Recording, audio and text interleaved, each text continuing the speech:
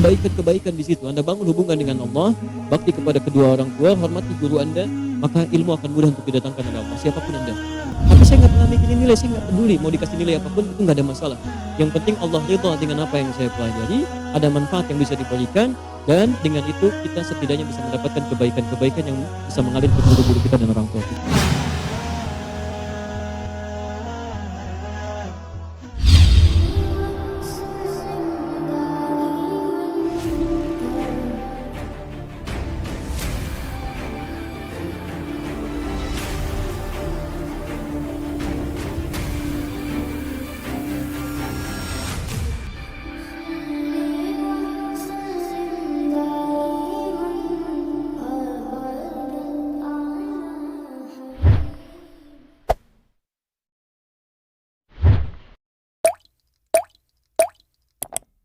Kalimat takwa disebutkan di Quran 115 kali. Di antara maknanya adalah meningkatkan diri untuk berusaha menuntut ilmu dengan sesuai ketentuan Allah dan Rasulnya. Karena itu setiap Nabi mengajarkan sesuatu, bahkan dalam khutbah Jumat, beliau selalu memulai dengan kalimat takwa. Ya ayyuhalladzina amanu taqullaha haqqa tuqatih wa la tamutunna illa wa antum muslimun. Nah, coba keluarkan ini semua. Barangkali kesulitan yang Anda alami termasuk di pelajaran, itu penyebabnya bukan karena Anda nggak pintar, karena kurang membangun hubungan baik dengan Allah. Keluarkan. Saya berbagi sedikit sebelum saya tutup. Saya dulu waktu belajar itu, yang paling menarik saya maksimalkan adalah kuncinya ini, ketakwaan itu. Ya.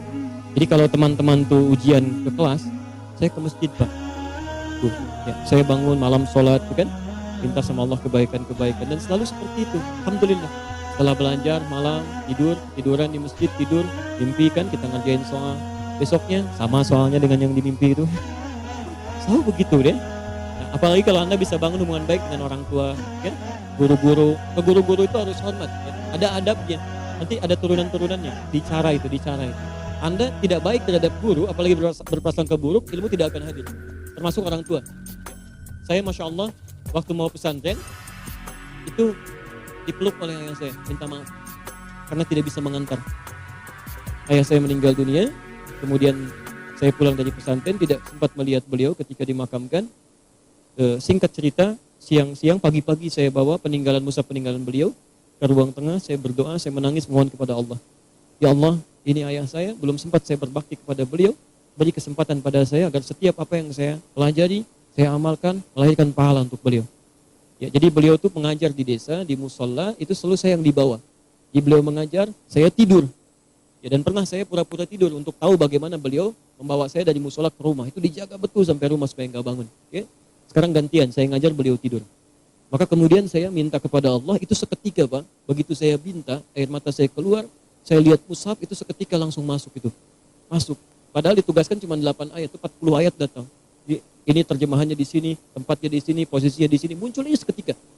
Begitu pulang kemudian ke pesantren, guru tahfidz kami meminta mengecek hafalan. Saya kemudian maju, itu lisan saya nggak bisa berhenti. Terus dibacakan sampai guru saya katakan, ya, sudah cukup katanya. Nah, kamu duduk di sini, Bapak permisi dulu keluar. Silahkan nilai teman-teman kamu. Di teman-teman ini naik, saya beri nilai. Nah, jadi ada kebaikan-kebaikan di situ. Anda bangun hubungan dengan Allah, bakti kepada kedua orang tua, hormati guru Anda, maka ilmu akan mudah untuk didatangkan oleh Allah, siapapun Anda. Dan yang menarik, besoknya ada pelajaran olahraga, gurunya Pak Gumbira itu, gembira terus orangnya. Itu Masya Allah. Saya datang, minta maaf, nak. Mohon maaf katanya kan, ujian telah selesai. Nilai teman-teman 8. Kamu karena nggak ikut ujian, nilai kamu 6. Yang ridho ya. Saya bilang nggak apa-apa Pak, Alhamdulillah. Ya, yang penting ada nilai dan cukup baik itu. Saya mohon maaf, saya nggak ikut ujian karena ayah saya kemarin meninggal dunia, saya mesti pulang dulu. Oh begitu, kalau begitu sebagai bela sungkawa Bapak naikkan dari 6 jadi 8. Alhamdulillah. Selalu ada kebaikan, jangan takut dengan nilai. Ya, nggak usah mikirin nilai ya. Penting Anda hadirkan kebaikan-kebaikan, itu insya Allah datang semua. Saya satu di Tripoli 2,5 tahun. S2 1 tahun. Di Indonesia saya ambil S2 lagi 6 bulan. Saya datang 6 bulan pertama ke UIN itu, langsung diminta bikin tesis katanya. Di sini harus bikin tesis, saya pulang. Pesantren, saya siapkan 4 hari saya bikin tesisnya, 500 halaman waktu itu. Saya kumpulkan, saya bawa. Ternyata sampai saya cuma pengen tahu aja bagaimana kuliah di sini. Begitu masuk ternyata saya sudah tahu, saya tinggalkan. Saya kembali, saya ngajar di kampus, rupanya hari Selasa, saya masih ingat betul bulan Ramadan itu, saya dipanggil untuk sidang. Sore hari, sidangnya besok. Begitu pulang, kemudian saya langsung ke Bandung, Di Bandung nggak sempat apa-apaan lagi. Masya Allah, begitu besoknya singkatnya mau sidang, saya ke masjid, sholat, ya, duha pada saat itu. Teman-teman sudah nunggu, ada yang 1 jam, 2 jam. Begitu saya masuk, cuman ditanya judulnya, ma makna manhaj? Ma makna minhaj? Dulu tesis saya minhaj dan manhaj syarah Ibnu Aqil fi Alfiyah Ibnu Malik. Ma makna minhaj? Saya bilang, lais minhaj, ini bukan minhaj, manhaj. Kalau minhaj begini, begini, begini. Kalau manhaj begini, begini, begini. Perbedaannya begini, referensinya di sini. Itu cuma satu pertanyaan. Setelah itu tidak bertanya lagi, malah kita ngobrol. Penguji kedua, ada pertanyaan? Tidak. Penguji ketiga, antum sekolah di mana? Kita diskusi cuma 5 menit. Kita senyum-senyum macam-macam dan sebagainya. Kami lulus S2, selesai 6 bulan di situ dan IPK-nya cukup baik, semuanya A. Ya. Kecuali ada 1 B+. B+ pun nilai SS-nya belum datang karena agak lambat datangnya, dijadikan nilai teman masuk ke situ. Tapi saya nggak pernah mikirin nilai, saya nggak peduli mau dikasih nilai apapun itu nggak ada masalah. Yang penting Allah ridha dengan apa yang saya pelajari, ada manfaat yang bisa diberikan, dan dengan itu kita setidaknya bisa mendapatkan kebaikan-kebaikan yang bisa mengalir ke guru-guru kita dan orang tua kita. Jelas sampai sini? Baik, teman-teman sekalian, saya kira kita cukupkan untuk pertemuan kita hari ini. Saya mohon maaf kalau ada sesuatu yang kurang berkenan.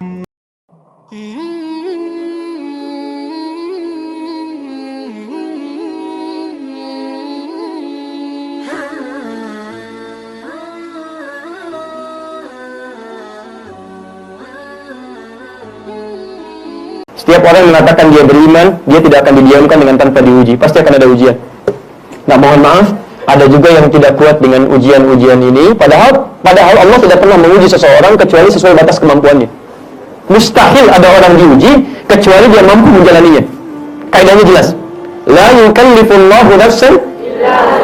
Lihat, O-nya nafi. Allah tidak akan pernah menguji seorang hamba di luar batas kemampuannya. Jadi kalau seseorang mendapatkan ujian, itu persamaannya equal dengan kemampuannya. Mampu, pasti mampu. Ya. Jadi kalaupun Anda sekarang sedang punya masalah seberat apapun, sebesar apapun, itu tandanya cuma Anda yang mampu menjalaninya, orang lain tidak. Makanya ujian itu diujikan kepada Anda, bukan pada yang lain, karena cuma Anda yang mampu menjalaninya, yang lain tidak. Mustahil Allah titipkan ujian pada orang yang tidak mampu, itu mustahil. Dan tidak usah terlalu bangga, langsung bikin status. Memang saya yang mampu. Hapus. Udah. Selesai.